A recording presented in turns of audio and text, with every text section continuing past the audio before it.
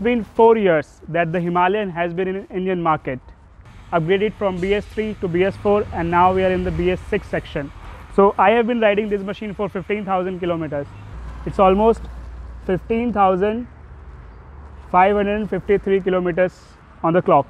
In this video, I will be sharing my ownership review of 15,000 kilometers. So the very first point, इस bike का जो सबसे best part है वो है इसका comfortness, the spongy seat and the handle bar. आप बैठ के भी बहुत ज़्यादा कंफर्टेबल फील करते हो और सेडलिंग में भी। Second point, the power figure. Although the power figures are low, सिर्फ 24 PS पावर है इसकी, लेकिन जो इसका टॉर्क है वो आपको स्टार्टिंग वाले पॉइंट पे ही बहुत अच्छा मिल जाता है। तो जब आप बाइक स्टार्ट करते हो, स्टार्ट करने से 60 किलोमीटर तक ये बाइक फर्राटे से भागती है। द थर्ड पॉइंट कि ये जो बाइक है, although very modern, you have the FI system, ABS है, स्टिल इस बाइक का जो सबसे बेस्ट पार्ट है कि इसके लिए आपको मैकेनिक हर कॉर्नर पे मिल जाएगा। RE के साथ यही अच्छी बात है, आप चाहे दिल्ली में हो, चाहे मुंबई में, चाहे लद्दाख में, चाहे नेपाल में, आपको RE के लिए एक मैकेनिक हमेशा मिल जाएगा। द फोर्थ पॉइंट, इस बाइक की जो लगेज कैरिंग कैपेसिटी है सबसे बेस्ट है इसके सेगमेंट में, और इतना ज़्यादा लगेज आप इस पर कैरी कर सकते हैं, और नो मैटर आप कितने भी स्टीप इंक्लाइन पे हो, इसका टॉर्क कभी आपको बैक फील नहीं करवाएगा। The fifth and the last point, the looks. The Himalayan is always been my favourite. No matter आप कितनी भी भीड़ में खड़े हो, ये बाइक आपको स्टांस दिलाएगी और हर कोई इसे मुड़ के जरूर देखेगा कि it is a modified bike. No man, this is the Royal Enfield Himalayan. So ये तो हो गई इस बाइक के गुड पॉइंट्स की बात, लेकिन हर बाइक के अंदर फ्लॉज तो ज़रूर होते हैं, वैसे ही इसमें भी कुछ फ्लॉज हैं। तो अभी मैं आपको 5 इसके फ्लॉज बताता हूँ जो इस बाइक का बहुत बड़ा ड्रॉबैक है। First point, the size of the bike. इस बाइक का जो साइज़ है इतना मैसिव है कि अगर आपका फिज़िक्स और हाइट अच्छी नहीं है सो संभालना थोड़ा मुश्किल हो जाता है।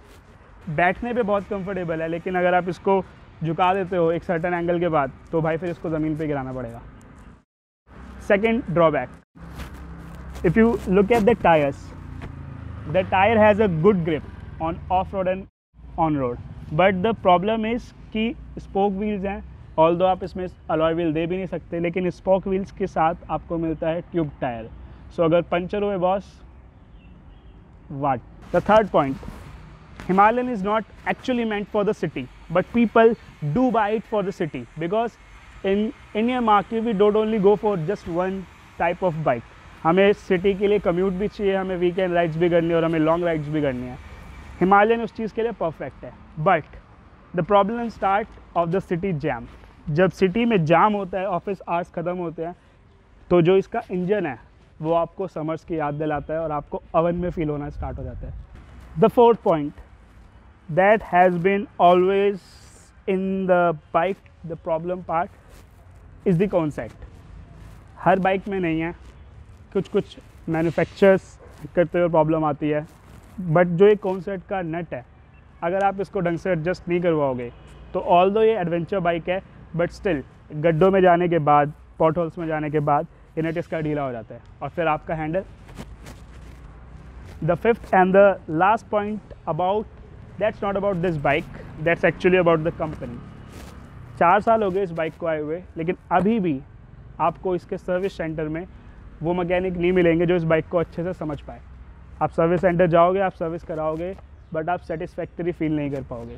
सो that's a drawback of the company, not the bike, but that somehow include with the bike, because those people are now familiar with the older model, but they still have to practice on this bike.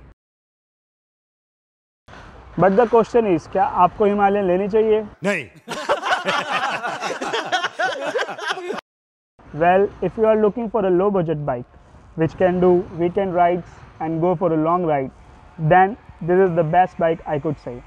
लेकिन still the question is, क्या Himalayan आपके लिए है? Well, just go to RE, take a test drive and then review it.